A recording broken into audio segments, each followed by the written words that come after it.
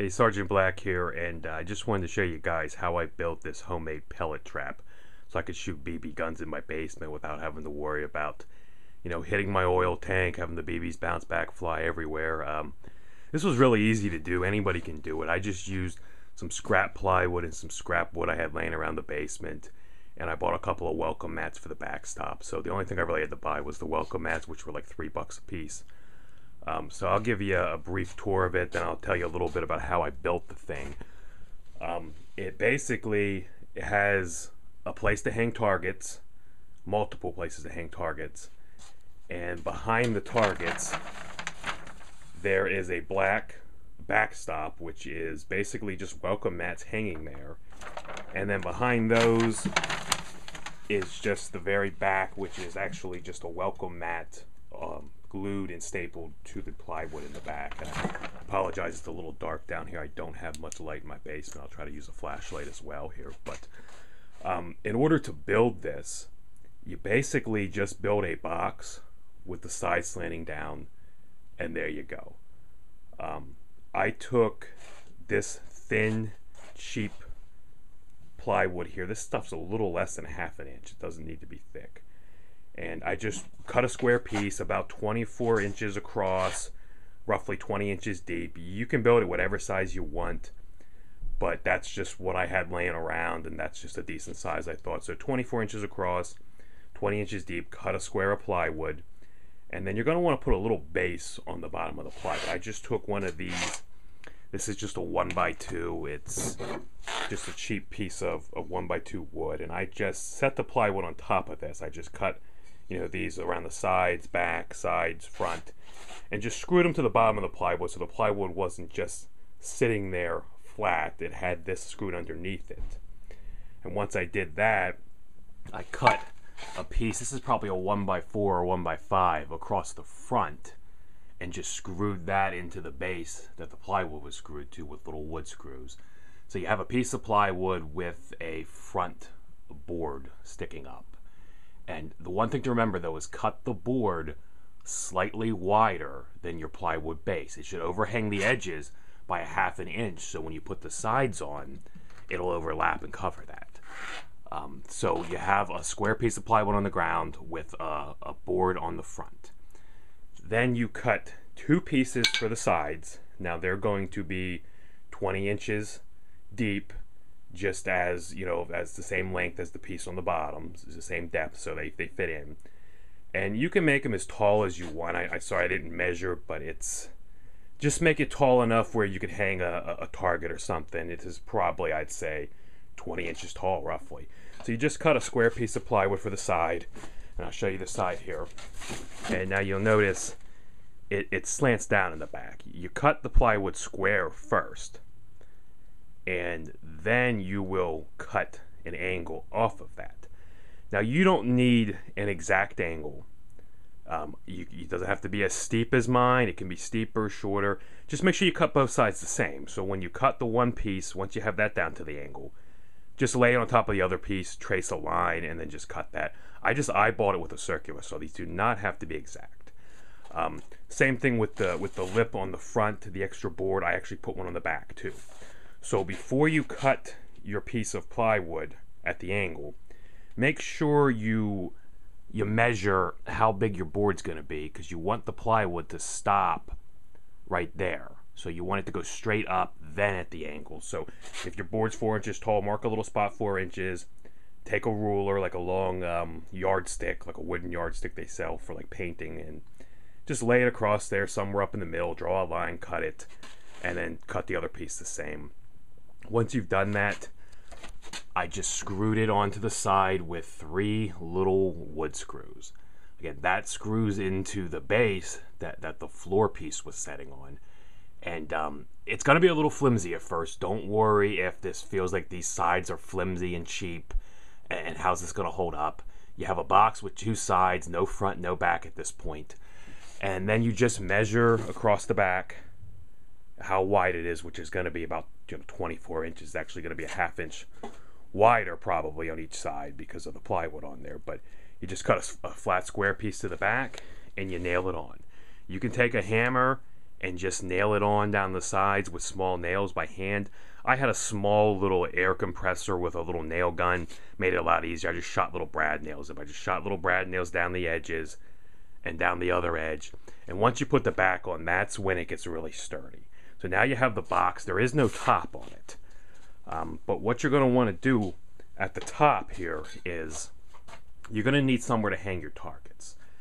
So I have this open box on the top, and I took another piece of 1x2 and I screwed it in to both sides flush with the top, just to give it a wider lip at the top, as you can see here, instead of just that thin piece of plywood.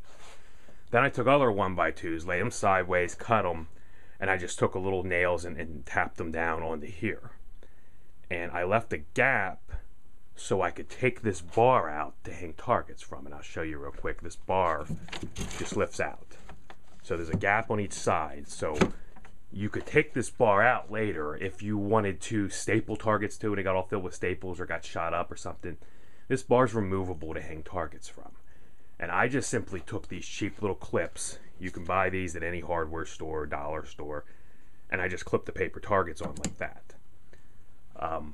Once you have that in place, you're going to want another bar to staple the welcome mats to. And I'll show you one of these welcome mats. They're just these $3 welcome mats, rubber mats from the dollar store.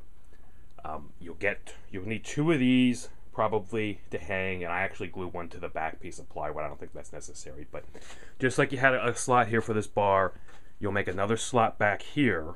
You'll leave an opening when you nail these pieces of 1x2 on, so that you can take this out as well. And it's more important that you be able to take this out than the front piece. And the reason is this mat may end up getting shot up, and it may get holes through it with BBs, and you may want to replace it. So at that point, you just lift this whole thing out, the whole bar out with the mat stapled to it, put another bar in with new mat stapled to it, and you're good. So I'm going to take this out all the way. And as you can see, I just rolled the mats. Here we go. I rolled the mats around the back, stapled them to it so they just kind of hang there. And I popped a couple staples in the top. And then you have these mats just hanging from this bar, and you just set it in place into these little grooves right here. And you're going to put this as pretty far back as you can. And you'll have that hanging there, and the BBs will come through your paper targets, hit these mats that are hanging. That'll really slow it down. They'll bounce off and land in the box. Now I'm going to put the flashlight on so you can see, but I'm going to take this paper target down.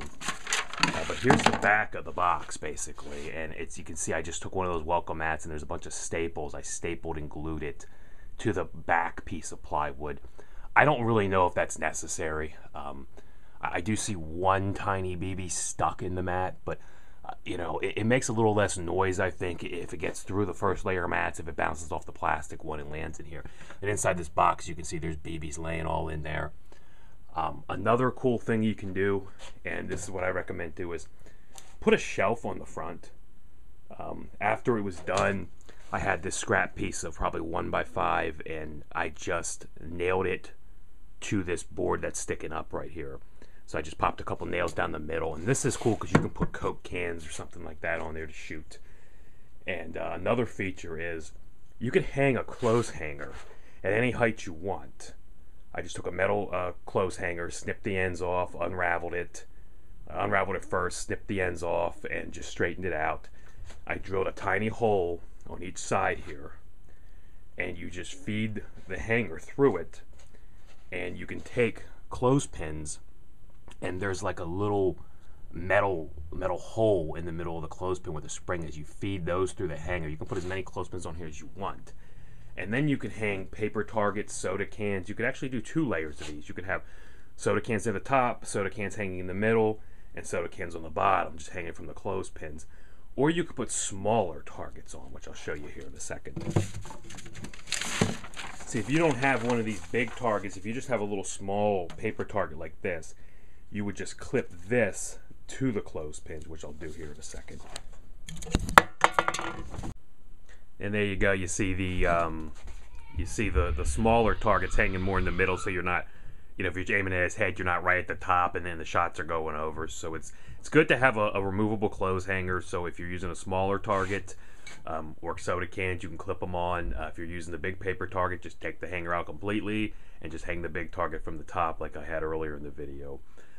But I hope this helps someone else, get some ideas on how to build their own pellet trap. Again, this was really easy. Anybody can do it. You just need some plywood, a couple scrap boards, welcome mats. You're going to need a circular saw, an electric drill, a hammer, and a couple small nails. That's all you need to build something like this, and a couple of screws. And it was very easy. And I just kind of winged it and threw this together. You could build it differently, more sturdy, bigger, smaller, better, not as good. Either way, it's still going to be a decent shootable pellet trap.